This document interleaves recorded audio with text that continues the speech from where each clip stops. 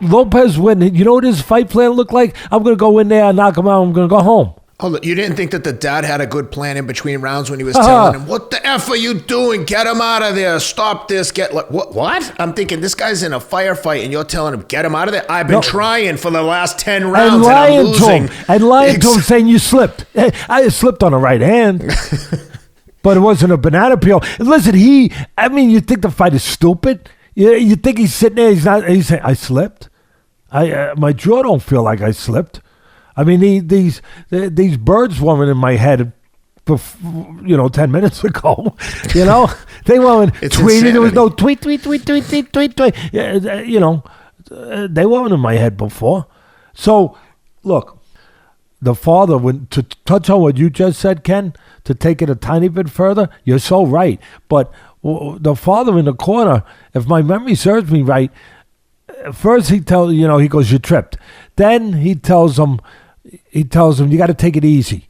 Relax, step back, take it easy, slow down. And then he tells him, get this guy out of here. A little contradictory, just a little Webster's would say that's a contradiction. that's a contradiction.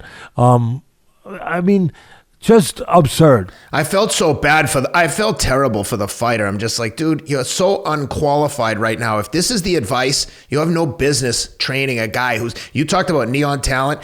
That's what I was thinking. When you were saying that, I was thinking of, that's Lopez. This kid is the most talented. You see this kid do a standing backflip? Like, he has athletic gifts that I wish I had. But his advice when he gets into a tough jam, his trainer, he's on his own. The trainer is just like has zero advice. Nothing the father said made sense. Slow down, go get him, do this. There was no practical boxing advice. Listen, it was just knee-jerk emotions. And listen, this is in a title perfect fight, example. Cuz used to tell me all the time, Teddy, if you're gonna, as you move up in this business, I was 18, 19 years old. He said, Teddy, you're gonna see incompetence to the level that you're going to shake your head and you're going to say, oh my God, how is that possible?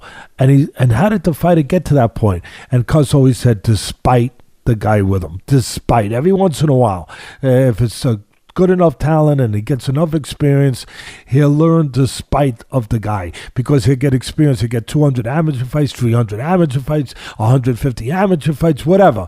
And he'll have the talent, he'll have the obviously determination, the wherewithal in those areas to stick with it. And despite of the people with him, he'll wind up learning. And that's why you see a lot of fathers, quite frankly, they get one guy. They don't get two. They don't get three. They don't get five. They get one guy because it was their son. They started when they're 6, 5, 3, 2, still in the womb, whatever. And they get one guy, and they're not able to repeat that kind of success with another guy because it happened because they started him early. The kid had a lot of talent. He stayed with, and they did have part of the success because they gave him confidence. They gave him belief. You can see the kid gets belief from the father. As crazy as it is, that's true. Again, no, you're right. We tell the truth here. We're the microscope. He get you. The bad part is the bad part, no doubt. But he believes. The father tells him you could beat anyone in the world. He believes it. He believes it, and that's where the father served him. But there comes a time when now it's not enough anymore. At this level, it's not necessarily enough anymore. You have to be able to give him something else, and he needs something else. After seeing that Saturday, it leaves me even scratching my head even more that he was able to beat Vasily Lomachenko. It just seems hard to believe that the same guy who went in there with that lack of game plan against Kambosos, taking nothing away from Kambosos, that same guy beat Vasily Lomachenko essentially without a coach. I think just part of it is I'm taking nothing away now. I'm not going to do that. Taking nothing away from Lopez. He's the same talent I thought he was when he beat Lomachenko. But sometimes people don't handle success as well. Hey, that's part of the test too. Character, handling success. He was, whether you want to use that old-fashioned term, hungrier before the title fight. Now, even though he only had, just got the title, he's not as hungry or he's not as, focused. That's part of it. That infiltrates. That gets in there. That's part of it. Part of it also was Lomachenko started too late. Or why did he start too late? He had so much respect for Lopez's power that he spent maybe a couple rounds too many navigating around the guy, sending the scouts out there to see where the tanks were coming from before he started bringing his artillery up the road. Yeah, I think that was part of it. But again, taking nothing, it's not fair completely. It's fair to point that out because it's probably not going to be pointed out. But it's not fair to put it all on that because Lopez that night was really focused and had the right plan. And if Lomachenko was a little off with his plan, it had something to do with Lopez too. So, and also Lopez, even though Lomachenko was coming on like gangbusters in the later half of the fight, coming on, starting to move those tanks forward, that artillery forward, starting to look like he was going to take that town over after he was held at bay. The last round, the real defining round, the last round of the fight, Teofimo grabbed a hold of himself and behaved like a champion and acted like a champion and became a champion. So you can't take that away from. But I think everything we're pointing out needs to be pointed out. And at the end of the day, no fight plan at all, obviously. You don't need Colombo to tell you that. We just told you, but you saw it. No fight plan for the champion and a great fight plan for the challenger. There was an interview out there. I forget the man's name. I know when he first started years ago, and he did an interview. It's out there with the father afterwards. It looked like it was in the lobby of the hotel or something. Oh, I think that was Radio Raheem, Dave Chappelle's good buddy. Yeah, he's a good dude, that kid. No, I know him from years when he started, when he first tried to get in this, and I give him credit. That he paid the price. He stayed around. He followed what he wanted to follow. He followed his dream. And anyway, he did it was good because he let the guy. I call this section, by the way, the comedy hour of the event. Yeah, he let the guy talk. You're right, Ken. What he said was beyond comedy. It was like it was. What it really was. It was comedy. Insanity. But, yeah, it was. It was just a lack of reality. It was just living delusion. Delusional. It was the delusional hour. It really was because he was believing what he was saying. The father sitting on his chair with the interviewer, and the interviewer did a great job. He let him talk, and he let him keep talking, and. There it is now. Oh, okay. So Rob's right on it. Actually, we should let it play for a second. Yeah, let it play because, go ahead. It'll speak for itself. And it's credit to Radio Raheem. Yes. And this is not going to stain my son. It's going to stain him because now we can't say we're better than Floyd. Unbelievable. Now Floyd's going to say, wait till you hear this. We got that. You know what I'm saying? And that's all I'm concerned about. The people know who won that tonight. And it doesn't matter what the judges said, we won tonight. And this bullshit loss, because it's a bullshit loss, and I should have never fought with the zone.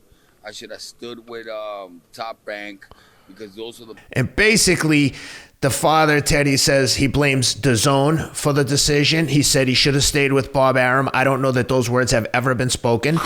That he should have stayed with Top Rank. He got a bad deal elsewhere. Then he blamed it on he shouldn't have let the kid fight at 135. He should have made him go up. But then Ken, the worst part, the real delusional, when he just says, but everyone knows we won the fight. We're the people's champ. What? Yeah. And he goes, and the people booed the decision. They actually booed your son for saying that you won. They didn't boo the decision.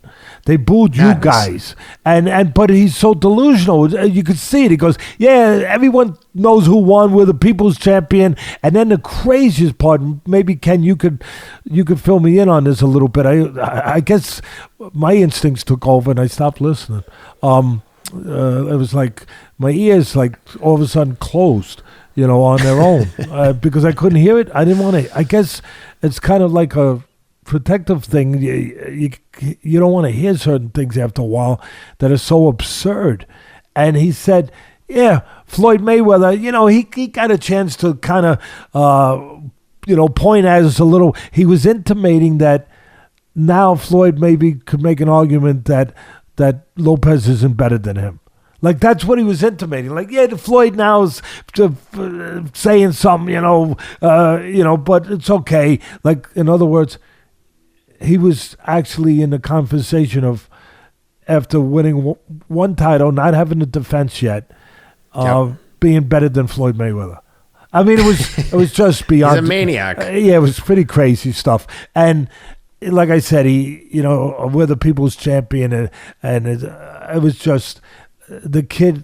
Look, I didn't come here to knock anyone. I came here to point things out, and so did you. But you can't ignore things that are unignorable if you consider yourself a person that tells the truth and that the truth matters. And our job is that it does matter. So the kid needs someone else to direct this ship before it gets shipwrecked. It's taking on water now, but it's not shipwrecked. But I think if I got on a ship, Ken, and I saw him as the captain, I'm getting off that ship as quick as. I'm sorry. I mean, unless of course you have a death wish and you just want to party your life away and go down with the ship, as they say. I mean, then he's your man. Yeah, and you feel, again, he's a young kid. Lopez, but at the same time, he's a man. He's gotta be able to, at some point, as difficult as it is with the attachment him and his father have. I get it, and the control his father has over him, and the belief that his father, and I get it. And the father done a lot of good things for him, obviously, but he's gotta, if he's gonna keep this ship, and give this ship a chance to get to other places and continue the voyage in the right way, and not into stormy, weather, one after another. He's got to see what he's got to see and what we're talking about.